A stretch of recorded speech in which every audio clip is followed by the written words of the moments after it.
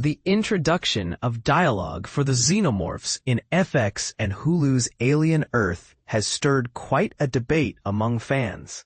Some view it as a groundbreaking leap, while others might see it as a questionable choice for the franchise. One particularly intriguing character is Wendy, played by Sydney Chandler.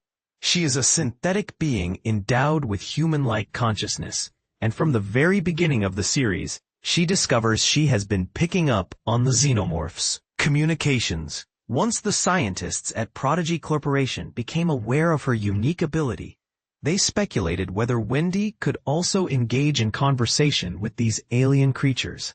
And indeed, she can communicate. Wendy isn't merely overhearing the Xenomorphs. She's actively engaging in dialogue with them. This revelation provokes essential questions regarding the nature of the Xenomorphs.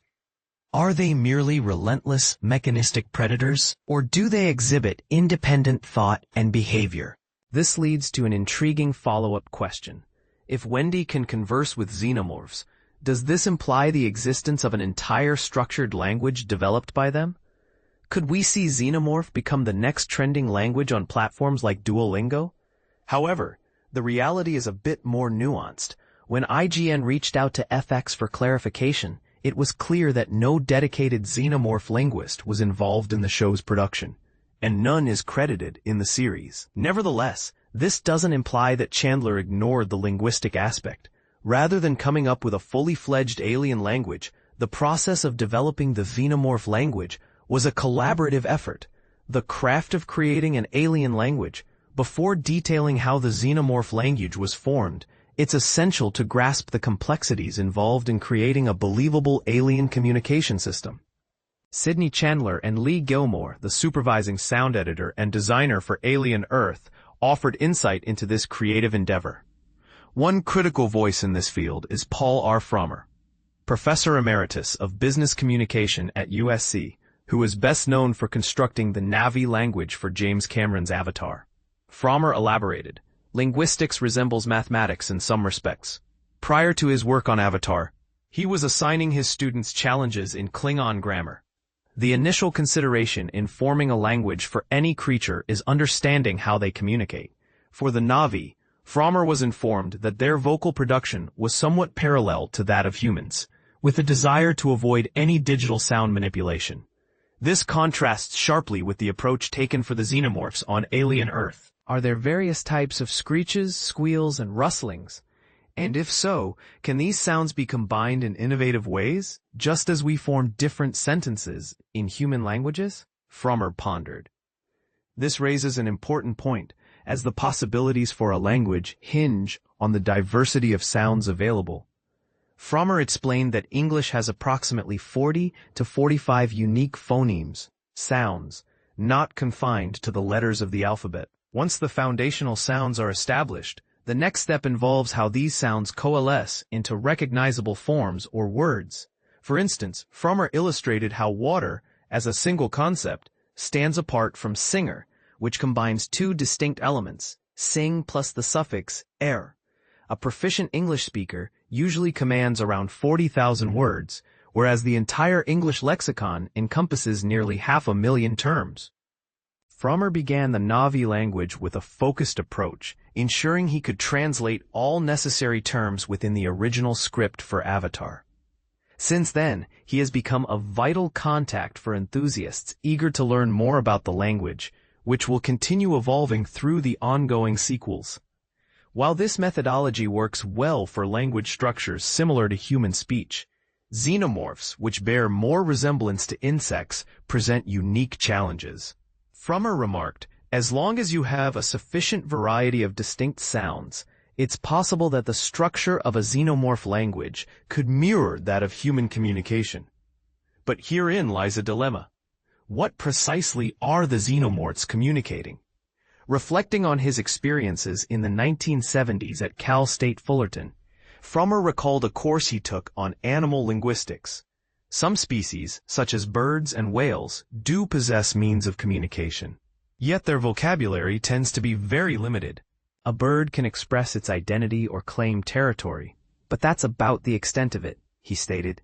Insects, on the other hand, likely have even narrower communicative capabilities. He surmised, if they pursue a truly functional language, it would be advisable to hire a linguist to help devise these elements. What variety of screeches and sounds exist, and how can these be recombined to create meaning? With that foundational understanding in place, let's delve into the specifics of how Alien Earth brought the Xenomorphs to life vocally. Lee Gilmore described 3 key components that needed defining: the sounds that Wendy perceives when the Xenomorphs are conversing, her own responses to their communications, and the actual vocalizations of the Xenomorphs themselves. Each of these layers had to be distinct yet cohesive, ensuring a consistent audio experience appropriate to the creatures. Gilmore noted that early discussions with showrunner Noah Hawley involved the concept of Wendy echoes, representing the Xenomorph's internal voice within Wendy's mind. They also drew inspiration from ASMR, aiming for a sound that could be both eerily pleasant and unsettling. They hypothesized that, lacking eyes, the Xenomorphs might rely on a communication style akin to echolocation.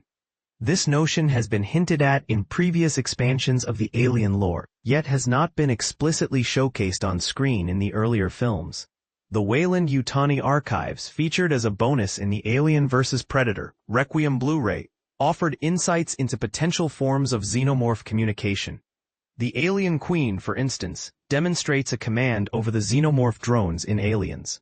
Additionally, writer Mark Verheiden's 1989 comic, Aliens: Nightmare Asylum, proposed that the aliens might communicate through dreams or nightmares, creating a psychological link. However, the production team for Alien Earth chose to innovate from the ground up. As Chandler recounted, the initial script simply stated, "Wendy opens her mouth and speaks to aliens," which was a daunting challenge. How does one visualize such an interaction? Gilmore echoed this commitment to originality, stating, "Noah wanted to create a unique sonic landscape while still paying homage to the iconic sounds from the original film. It was imperative that we didn't recycle sounds from prior works." Chandler began contemplating her portrayal of alien sounds even before relocating from Texas for the filming. She found inspiration in local wildlife, particularly the cacophony of cicadas at night. "I left my phone outside to record their sounds, capturing their rhythmic rises and falls, which translated beautifully into what I needed for the Xenomorphs," she explained. This approach highlighted how insect sounds possess a unique melody that correlates seamlessly with her interpretation of alien communications. Gilmore concurred with Chandler's vision, recalling his previous experimentation with insect-like sounds during his work on Alien Romulus. "I wanted to introduce an insectoid quality to the Xenomorph's vocalizations. The original Aliens film established a queen-drone's relationship that embodies a collective hive mentality. I began incorporating the chirps of cicadas and crickets, manipulating their sounds by altering their playback speed to create something truly distinctive." As both Chandler and Gilmore drew from nature, the next hurdle was portraying the physical expression of these sounds on screen. "I experimented with throat constriction, producing rolling R's and rhythmic inhaling and exhaling, which birthed this peculiar sound, providing a visceral authenticity to the communication, even as the crew had to endure it during filming," Chandler explained. As she grew more comfortable, she adjusted her vocal techniques, trying wider mouth openings that could raise or lower the pitch of her sounds, leading to a range of different expressions of communication. It's worth noting that while the unique sounds she crafted were beneficial in her preparation for the role, they didn't directly appear in the final cut of the show. However, they informed her approach to how she communicated with the Xenomorphs. Ultimately, the sounds listeners experience in Alien Earth diverge from her original experimentation, but retain similarities. Clicks, trills, and breath patterns were certainly present. Moreover, there exists a rich auditory history of xenomorph sounds dating back to the franchise's inception. To assist with the development of alien communications, pre-recorded sounds were played on set for the actors to immerse themselves in the environment being created. Gilmore emphasized, "The alien universe thrives on the principle of minimalism in sound.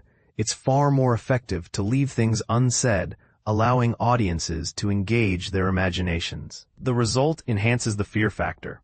As the project transitioned to the ADR stage, Chandler continued to innovate with varied breath techniques to ensure the authenticity of her vocal deliveries. I wanted it to appear that she's genuinely producing the communication, rather than simply using a mechanical voice. That was my primary concern, she noted. Ultimately, the integration of her sounds provided a rich layer of realism to the experience, transforming the representation of xenomorph vocalizations. In the final assessment of what defines the xenomorphs within Alien Earth, the collaborative effort was crucial. This nearly became a shared endeavor among all involved. Every voice contributed to the xenomorph language in some way, Gilmore remarked. No single individual could take sole credit. It truly was a team effort. The portrayal of xenomorphs, particularly how they interact with Wendy, adds a compelling dimension to their characterization. Actor Sydney Chandler noted the involvement of director Ugla Haugstadter, who created a nurturing environment for her creative exploration. We strategized how Wendy might approach, hesitating due to the inherent danger of the creature. I wanted to ensure the audience felt her duality. This is not merely a pet, it embodies the essence of a predator. Chandler elaborated. The xenomorph acts as a mirror for Wendy. It's equally displaced in its surroundings, creating a sense of shared alienation. The relationship between them carries a subtle tension. Either could pose a threat to the other under the right circumstances. The trajectory of Alien Earth presents an exciting shift in dynamics. As viewers witness the coexistence of Wendy and the xenomorphs, questions arise. How will their unique partnership evolve? Could their alliance challenge traditional notions of predator versus prey? With both entities embodying the characteristics of apex predators, the stakes are high. Ultimately, what you take away from this complex interplay between xenomorphs and their human counterparts may vary. So, what are your thoughts? Do you believe this conversational element adds depth to the Alien franchise, or does it detract from the essence of what these creatures represent? Share your thoughts below.